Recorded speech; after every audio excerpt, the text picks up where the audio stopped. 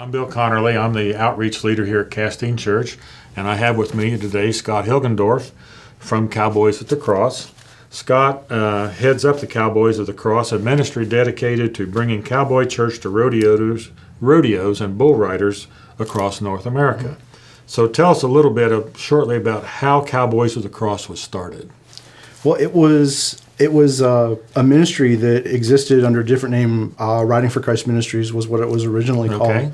Was often mistaken for motorcycle ministry, and I had just through travels into Tennessee from originally being from Canada, just vacationing down there, had gotten involved in rodeo. Was working as a rodeo photographer and doing some marketing on weekends as a side gig to my work in journalism. And had got involved in the rodeo industry a little bit more, met a couple of cowboys that were involved in that ministry and started working with them. And I ended up being sort of the one-on-one guy. They would do the church services at the events that we have or that we go to. And I would be the one-on-one person that still was in relationship with these guys after they retired. So there was no way for me to walk away at that point. So as I ended up taking the reins, so to speak, of the ministry, ended up just transitioning the name to give it kind of a clean start and a more clear identity to the type of ministry it was. So over the past few years, how many cowboys do you feel, I mean, you say hundreds, you're ministering to cowboys all across the country at various rodeos. How many rodeos, how many events, how many cowboys do you think you've touched? Right. I mean, in a traditional year, I'd say it'd be between 30 to 40 times that I would do cowboy church in that year. So just whether it be 2-day events or sometimes it's at a practice pen where we'll do church on a Sunday afternoon, where the guys the ones that even could be in a church somewhere would be missing service. So we would do something there.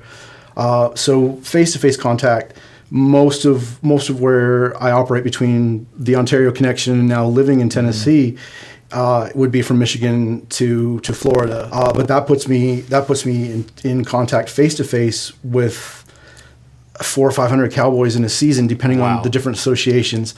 Now that's short contact where they're all gathered together at Cowboy Church, but then through social media and that kind of access, it opens the ministry up to thousands. And like Cowboy Church itself is just the short service that we do before the guys compete. Right. And that gives the opportunity to be in front of them.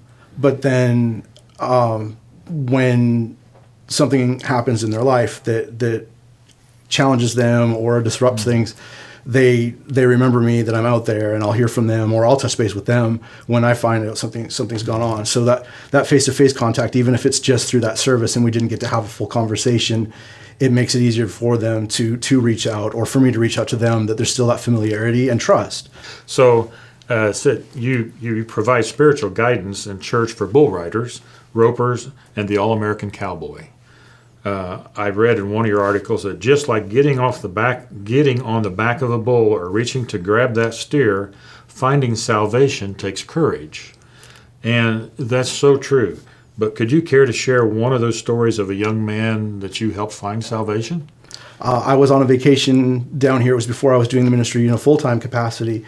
And this kid had contacted the wrong person, ended up finding me where I was, ended up connecting. He just wanted somebody to pray for him. That's all he knew to ask for. And things had just fallen apart. He had a girlfriend that was faking a pregnancy. Him and his sister were stealing money from his credit card. A cousin had stolen his car, got into a wreck, and he had these fines related to that, and everything had just collapsed on him.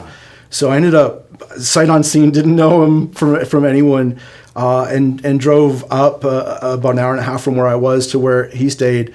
And I picked him up and we went camping and just had some very important conversations about faith and salvation and also just responsibility issues. Drove him back up after a night in Cades Cove in the Smoky Mountains, and drove him around, got him some job applications. We got him a job selling pizza at the side of the road in a tent because the Domino's there didn't have a drive-through. He paid off his fines, got his life in order. I had taken him to church a few times on some other trips down. We'd stayed in contact. and he finally accepted Christ and turned things around.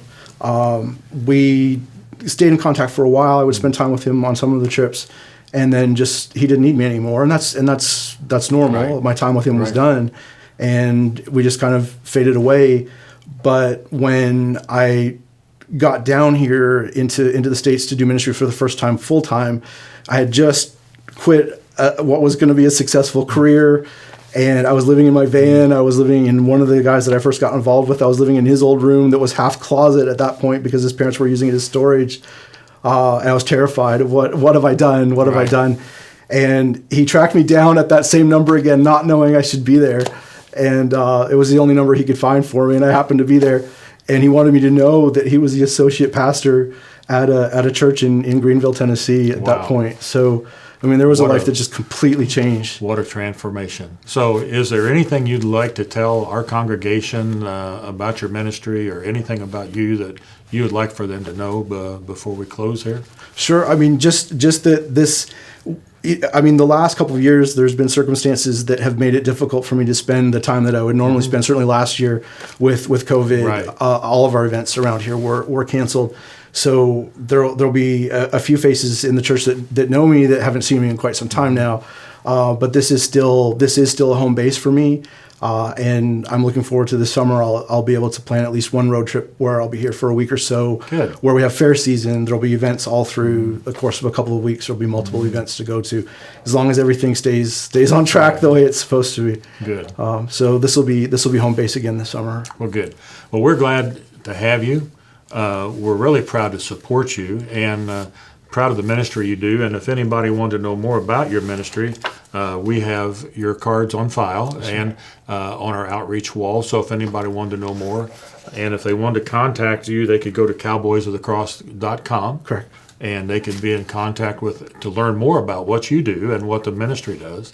So we really thank you, and we are proud to be a sponsor for you and Cowboys of the Cross. No, thank you. I appreciate it. And Pastor Greg has just been absolutely wonderful. He takes so much of this seriously, and he has prayed for this ministry. Several people in this church have prayed for this ministry so many times when we've really needed that. So well, good. Well, thank you. Thank you for stopping by today, and we hope your ministry continues to grow. Thank you. Yeah.